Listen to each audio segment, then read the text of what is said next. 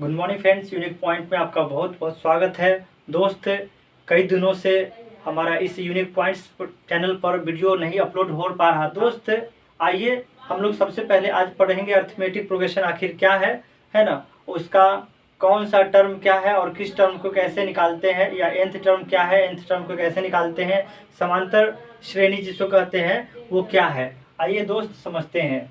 Arithmetic progression, इसका मतलब होता है समांतर श्रेणी।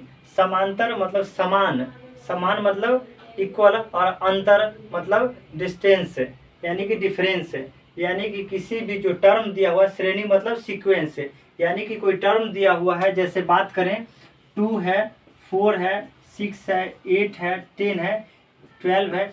अब दोस्त इसकी बात करें 2, 4, 6, 8, 10, 12। अब दोस्त इस दोनों की बात करें, डिफरेंस निकालेंगे तो कितना हो जाएगा दोस्त? 4 में से 2 गया तो 2 का डिफरेंस है दोस्त। 4 और 6 और 4 का डिफरेंस निकालेंगे तो 2 का डिफरेंस है दोस्त। यहाँ पर 6 और 8 का डिफरेंस निकालेंगे तो फिर 2 का डिफरेंस है। 8 और 10 का डिफरेंस, फिर 2 का डिफरेंस है। इसी प्रकार 10 और 12 यानी 12 और 10 का डिफरेंस निकालते हैं तो 2 का डिफरेंस है। यानी कि दोस्त प्रत्येक फर्स्ट टर्म में 2 ऐड किया गया है और नेक्स्ट टर्म जो है वो बताया गया है। यानी कि प्रत्येक टर्म का जो बीच का डिफरेंस है, यानी कि जो कह रहा है समान अंतर श्रेणी, यानी कि जो टर्म जो है first, second, third, fourth, fifth, sixth, जो भी टर्म है दोस्त, उस टर्म के जो बीच का डिफरेंस है, जो गैपिंग है, वो कितना का है? 2 का। यानी कि डी क्या है? सेम है। डी मतलब बात करें दोस्त common difference, common difference, common difference क्या है? सेम है। क्या है? सेम है दोस्त। और फर्स्ट टर्म जो हमारा दोस्त है, फर्स्ट टर्म जिसको हम लोग ए से सूचित करते हैं, वो क्या हो गया? 2 है दोस्त। यहाँ पर फर्स्ट टर्म हमारा क्या हो गया? 2 हो गया, और डिफरेंस कितना हो गया? 2 हो गया। तो दोस्त हम लोग कह सकते हैं समांतर श्रेणी तभी होगा जब डिफरेंस सेम होगा। डिफरेंस सेम होगा तो अर्थमेटिक प्रोग्रेशन होगा, डिफरेंस सेम नहीं होगा तो अर्थमेटिक प्रोग्रेशन नहीं होगा। तो दोस्त आइए इसमें इसको हम लोग अर्थमेटिक प्रोग्रेशन में बात करें तो ए प्लस ए हो गया आपका, फर्स्ट हो गया टर्म। दूसरी बात करें तो ए प्लस डी ऐड किया गया है, यानी 2 में इस 2 को ऐड किया गया, डिफरेंस ऐड किया गया है। इसी थर्ड टर्म की बात करें तो ए प्लस 2d किया गया है। इसी प्रकार नेक्स्ट की बात करें तो ए प्लस 3d किया गया है।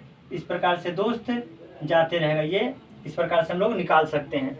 तो दोस्त इसकी बात करें, यानी कि फर्स्ट टर्म की बात किया जाए, फर्स्ट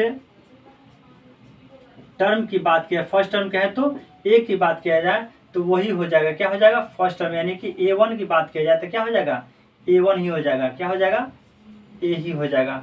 और दोस्त सेकेंड टर्म की बात करें, सेकेंड टर्म की बात करें जिसको a2 कहते हैं, उसकी बात करें, सेकेंड टर्म निकालना होगा तो क्या है दोस्त?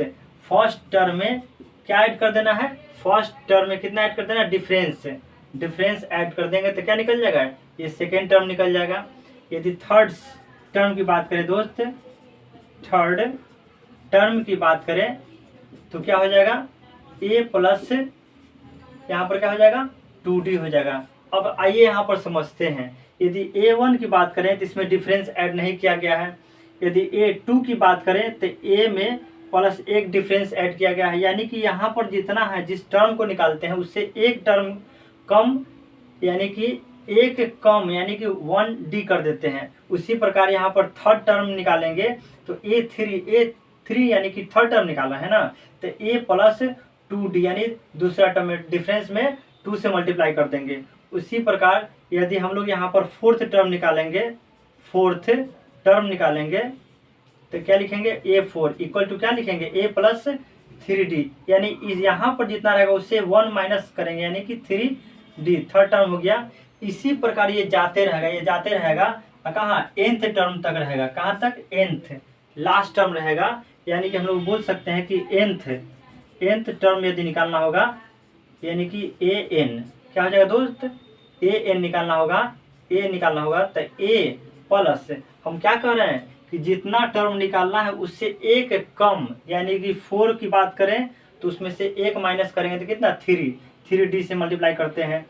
थर्ड टर्म की बात करें तो 3 में से 1 माइनस करें तो कितना होगा 2, यानी 2d से मल्टीप्लाई करते हैं। उसी प्रकार सेकेंड टर्म की बात करें तो 2 में से 1 गया तो कितना हुआ 1d, यानी 1 में d से मल्टीप्लाई करते हैं। इसी प्रकार यदि n में हमको nth टर्म निकालना है तो nth में a प्लस यानी n में से 1 माइनस करते हैं और उसमें d से मल्टीप्लाई करते हैं। दोस्त मुझे यही सॉल्यूशन यानी प्रूव करना था कि a n equals to a plus n minus 1 into d कैसे है। तो दोस्त इस प्रकार से हम लोग प्रूव कर सकते हैं, ठीक है।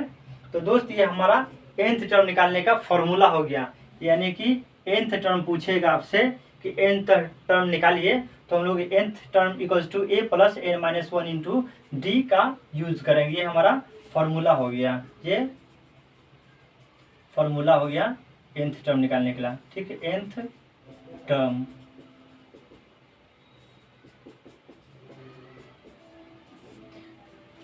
देखिए, अब हम थ्योरम की बात करें। थ्योरम में भी आपको यही कह रहा था, क्या कह रहा था, if the first term of an AP, if the first term of an AP is a, यानी कि कोई एपी है, एक एपी है, एक एपी है, एपी का फर्स्ट टर्म यदि कितना है ए, किसी एपी का फर्स्ट टर्म यदि ए है, क्या है ए है, and it's common difference is D, यानी कि कॉमन डिफरेंस कितना हम लोग यहाँ पर निकाले हैं डी 2 निकला, फिर यहाँ भी डी निकाले कितना 2 निकला, यानी कॉमन डिफरेंस क्या है, कॉमन मतलब जो सभी में हो, कॉमन मतलब सभी में हो, है ना, डिफरेंस सबका सेम हो, इस दोनों के बीच का डिफरेंस सेम हो, इस दोनों का बीच का, यानी प्रत्येक 2 टर्म के बीच का जो डिफरेंस हमेशा सेम आना चाहिए। तो दोस्त यहाँ पर कॉमन डिफरेंस क्या निकला डी निकला, फिर यहाँ पे डी निकला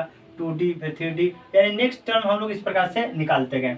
तो क्वेश्चन में आपसे यही पूछ रहा था, then show that it's nth term, nth term क्या है तो nth टर्म ये हुआ equals to a plus n minus 1 into d, prove करने के लिए कह रहा था। तो दोस्त ये हमारा सॉल्यूशन हुआ। दोस्त वीडियो कैसा लगा है कमेंट्स में जरूर बताएं, और थैंक यू।